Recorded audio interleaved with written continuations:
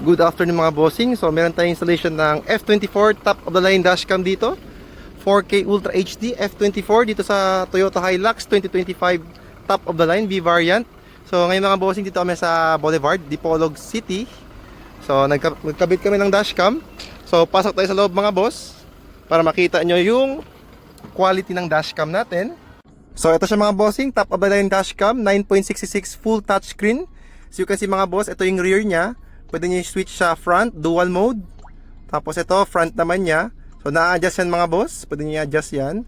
Same sa rear, pwede din po i-adjust yan kung gusto nyo. Tapos recording siya, simultaneous 4K resolution mga bossing yan. Ultra HD with free SD card, with Wi-Fi, of course. Pwede nyo i-connect sa cellphone para makuha yung files or ma-view yung mga videos. Yan, tapos home tayo mga bossing. Meron siyang multiple ADAS. Ito mga bossing, sensors niya yan. Pwede nyo pong turn on, turn off. So, sobrang ganda mga boss. Tapos you can view the videos. Let's say ito, sa front, no need i-transfer sa cellphone. Sa back naman, yan. Kitang-kita nyo lahat mga boss with date and time. Tapos mga bossing, ito, driving settings. Meron din siyang parking guard. Ito mga bossing, maganda. Let's say nagpark kayo ng kotse, naka-off ang engine, automatic magre-record once may gumalaw sa kotse nyo. Automatic siya mga bossing. Even naka-off, walang tao yung kotse nyo. So, basically mga bossing, that's it.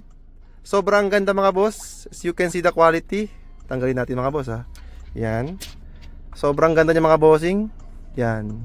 Na-adjust. Nadidetect yung mga kotse, tao, yung mga dumadaan na tao, sasakyan. So, for more info mga bossing, do visit our shop sa Pagadian City tsaka sa Zamboanga City. So, ito mga bossing, Boulevard. Yun ang mga boss. Peace.